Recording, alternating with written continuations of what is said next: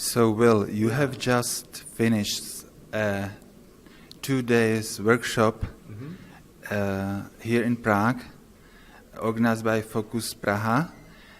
What are your impressions from this workshop, or what are your impressions from your visit in the Czech Republic?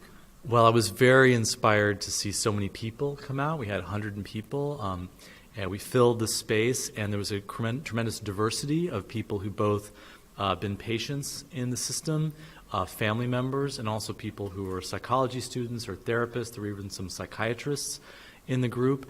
And I'm very, very inspired at how committed everybody is to taking seriously, how do we really help people who are struggling with what we call mental illness or psychosis or madness. And there was a great openness to rethinking some of the things that we've been taught, for questioning the assumptions that everyone needs to be on medication, or that it just means that you can't recover or there's no cure, really starting to look more deeply at how do we really help people. So I am just very, very inspired by the workshops. Have you heard something about the system in the Czech Republic, the psychiatric mental health system? Yeah, I mean, I'm here as a learner. There are many things that are similar between the United States and Czech Republic, and many things that are different. I know that one of the big struggles and challenges that you're facing here is the need for people to have their human rights met, to live in the community. It's a human right that someone doesn't have to live in a hospital. They need to be given an opportunity to leave those institutions, to have a deinstitutionalization process, and to get the support that they need in the community. It's a real crime that people can only stay in hospitals in Czech Republic. There need to be resources, there needs to be a commitment, there needs to be political support for getting people to have their freedom out of the hospitals and to live in the community. So this is one of the most important things, I think. And then also I think that there's a real stereotyping here. There's a belief that everyone who has a schizophrenia diagnosis is violent, for example, or that we're dangerous.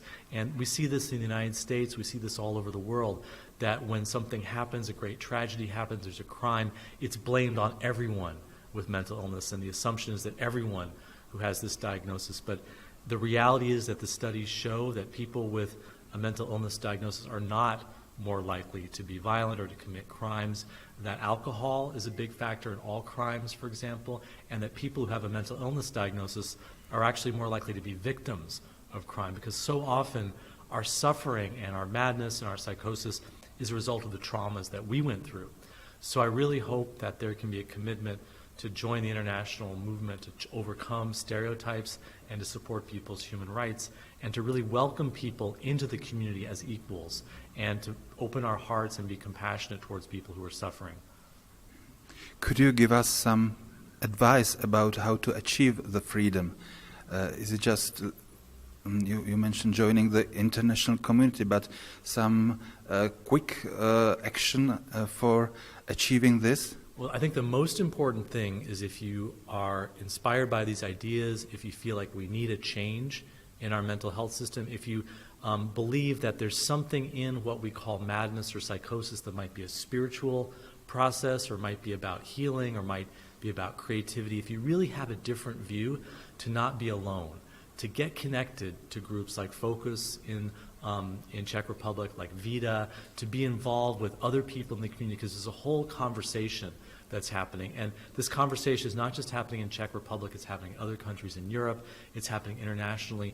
And personally, I believe that if we work together, we really can change the mental health system, and we can create a society that's going to start caring for people instead of abandoning them in hospitals and not really giving them the support that they need.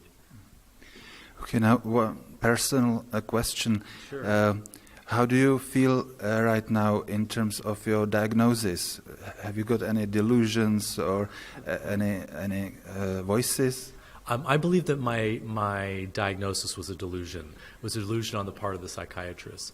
Because when you tell somebody that they're schizophrenic, it's like an insult. It's like you're telling them they're not a human being, that they aren't really part of the human community. It's like casting a spell on them. It's making them believe that they are incapable and that they can't have a future. The reality is that people suffer for many, many, many different reasons. When someone is diagnosed with schizophrenia, when I was told I was schizophrenic, Really, what it was about terror.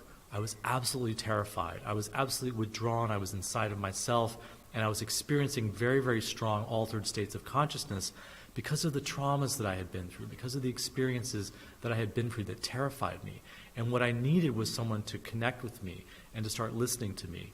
So today, one of the most important things that I learned is to start to listening to myself and to surround myself with people not who are telling me that I'm schizophrenic and just take your medications, but surround myself with people who are listening to me, who really are curious about my experience, who aren't just going to tell me, you're crazy, you hear voices, but are going to say, what are the voices saying?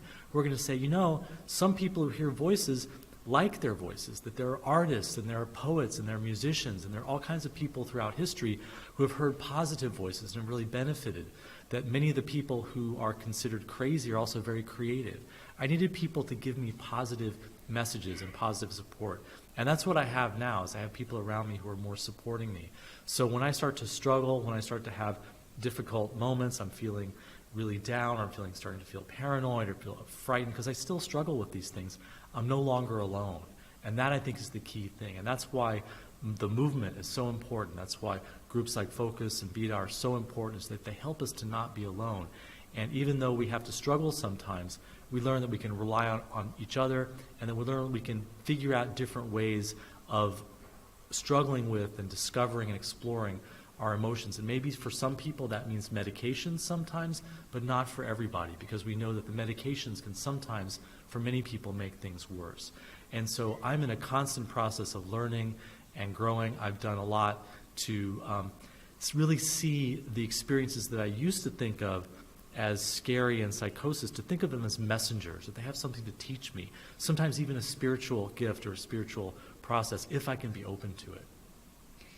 And one final question. Yeah. You also work as a therapist. I do, yeah. Yeah. How do you use your personal experience with mental illness or mental problems in your work? I think that the process of being a therapist is basically about a human relationship. It's about connecting with someone. It's about building trust. It's about building a sense of understanding. I can't really trust somebody or build a relationship with them if they don't show me who they are. I want a therapist to share about their own experiences. I want to know if they have things in common with me. That doesn't mean that that in working together, I want my therapist to start focusing on themselves or to use our time together for their own needs. That's not what it's about. But I want them to show me who they are in order to make a bridge and make a connection.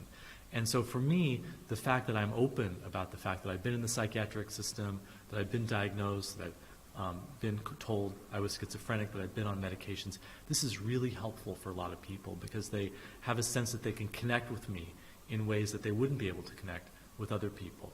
And I'm very careful. I'm not trying to use our time together to talk about my own problems, but I will share, just like an ordinary relationship, I'll share things that I've learned and say, hey, this is something that I've been through, this is something that I've learned, this is something that helps me. What about you? What do you think of that? Maybe it's different for you. Maybe it's the same. Maybe we can start to compare experiences, just like any kind of human relationship. Great. Thank you for your coming to Prague, Will.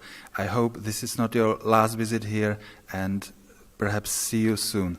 Well, Borek, thank you so much for all of your work in bringing me here, and I really appreciate all the work that you're doing, and it's a really great honor to be invited, and I look forward to coming back. Great. Thank you. Thank you.